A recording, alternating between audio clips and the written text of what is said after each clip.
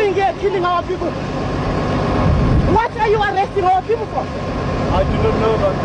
You do not know? What are they doing in your van? Why did you go and take them from that Sparta camp when they've done nothing to you? Welcome back to this channel. Tigambe zokuzana ndiku South Africa. Yeah. Ku South Africa kumene ndithuti makunyadira ako. Ku South Africa kumene kwapangitsa kuti manyumba ambiri ku Malawi amangidwe. Trust me. It's a fact. Mijulungami michu. Antambiri amanga manyumba ku Malawi. Kudu angani South Africa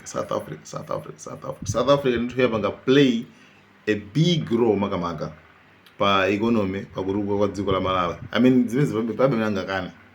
You understand? And hambiri ndithu amene agwirisa bwino ntchito South Africa I need to yapindulira. So I made it look South Africa the gwirisa ntchito bwino South Africa.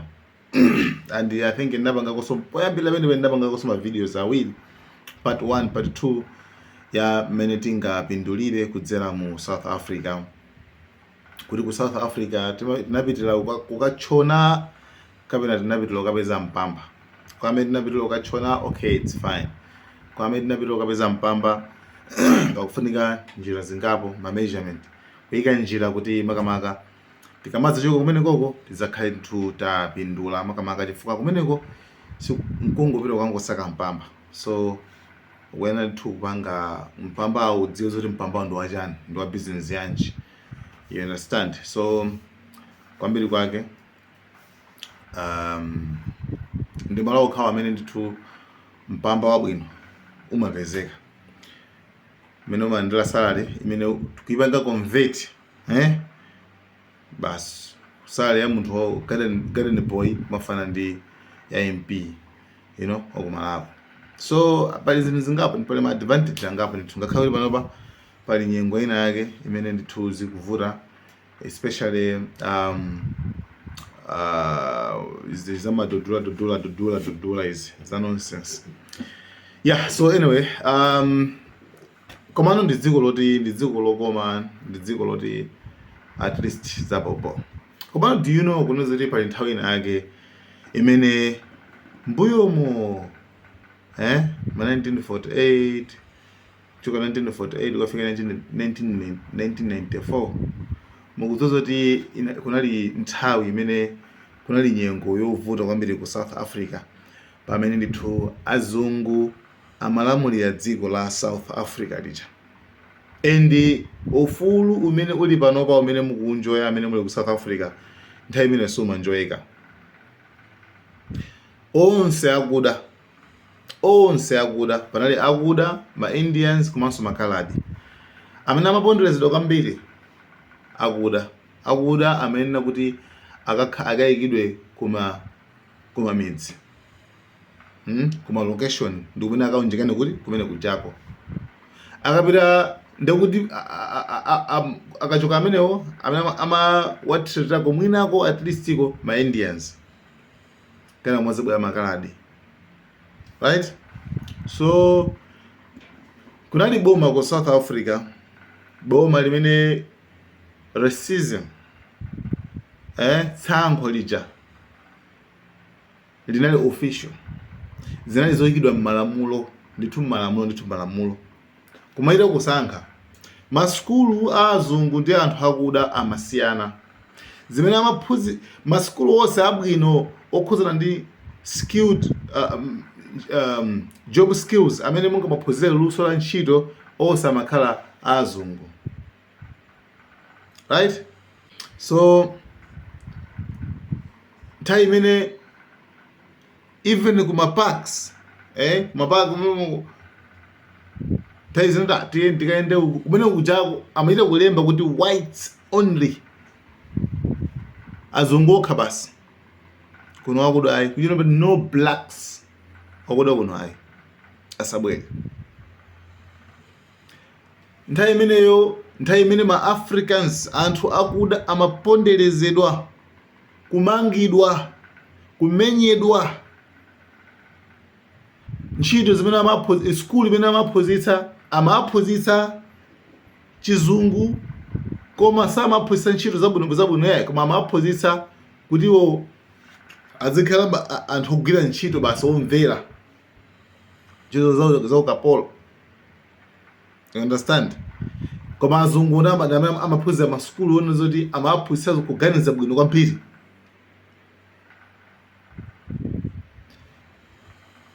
Kukwatilana kuti palibe zoti uyu akwatira uyu osiyana mitundu. No.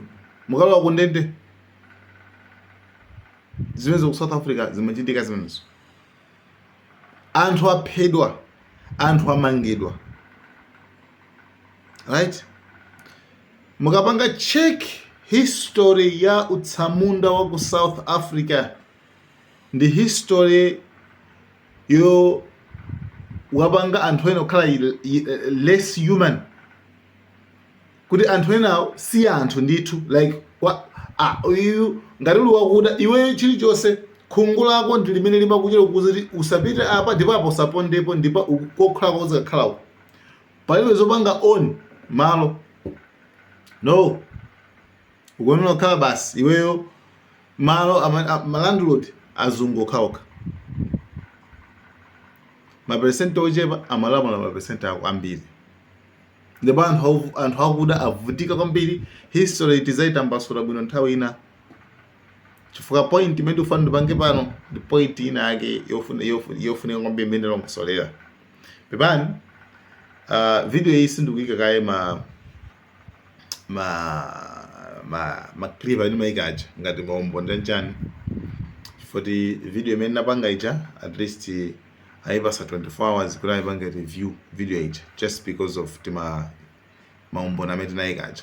So iyi tiyentise kaye izingoplaya chonchi komano muzimva uthenga umene ukuchitika.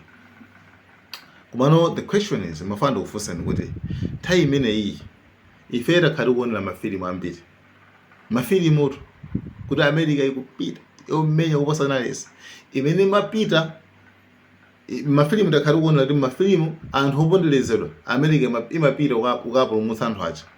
America imapita ukayika democracy m'mayiko osiyanasiyana. Zimene zikhali kuziona funso limene lili pano limene ndipofana kufunsani kuna kuti kodi nthawi imene America inali kuti.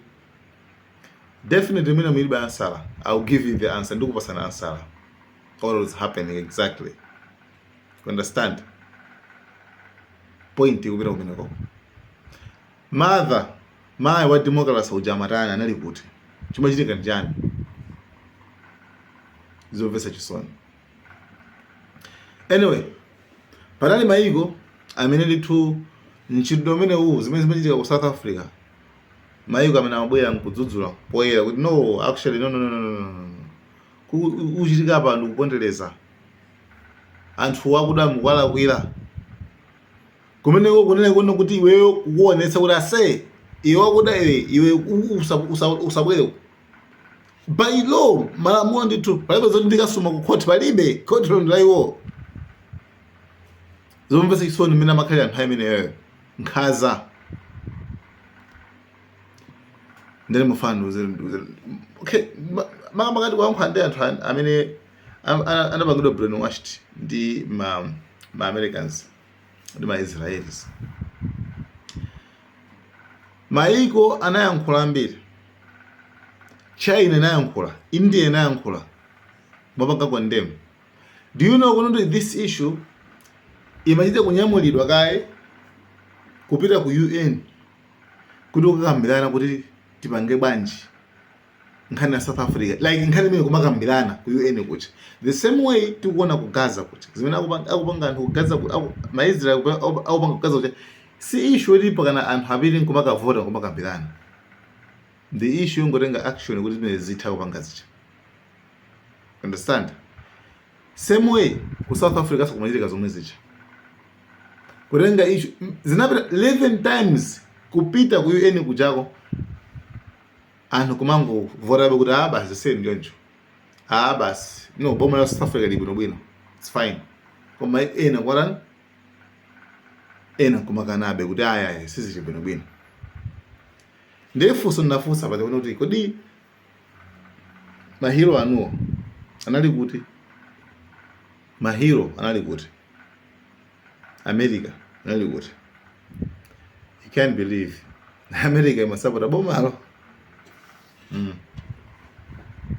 Panabe zoda tiketi kapanga regime change. No. Kule business. America imasapota bomalo. Bomalo ku South Africa lazungulo lopondereza amasapota zimene zezo America imasapota zimene zezo. Koma pa number 1, America na pa number 2. Pa number 1 dziko la njimene masapota zimene. Mukudziwa dziko lake? Israel. Wow.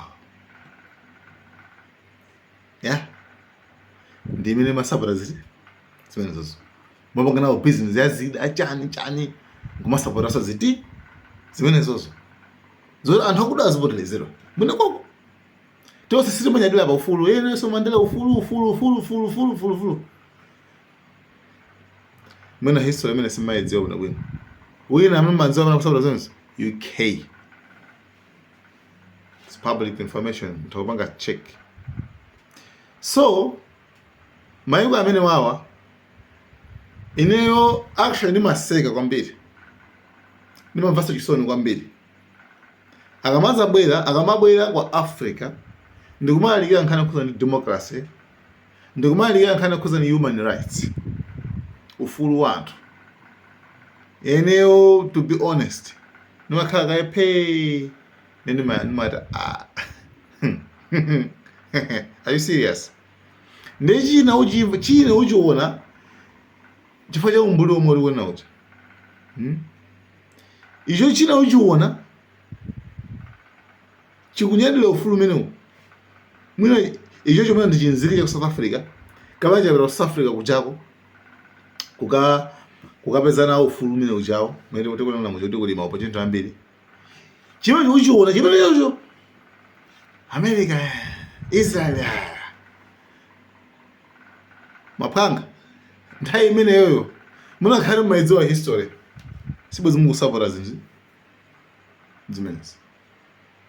Ndi anthu amene samafuna kuti inuyo lero limukhale ndi ufulu utiwo umenewo. Guys, nakuzani kani mafana ndikamene kuzani ku Africa kuzozita china Israel ndi America apezekamonso. So give me kanuzani njabwino chimenewa anthu awamakapaka anapanga kudzikwena kuti dziko indelera lokuka dziko anapagaza koza kuti like chani. You understand what I mean? So zinthu ngati zimene muzipanga understand. Kupanda zipanga understand zimene zizi muzambira feed much. That's why panapa mumvetsetse, panapa mukuyenera kumvetsetsa why boma la South Africa limakhala against kwambiri ndi Israel. Mumvetse panapa kwa madziwa zimene amapanga. You understand me?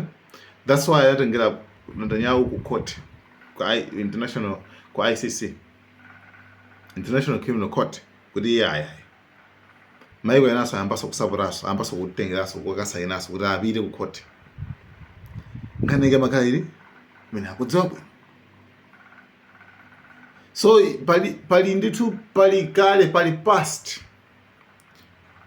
pali kale limene Israel jesingathawe, America jesingathawe muzochitika zawo.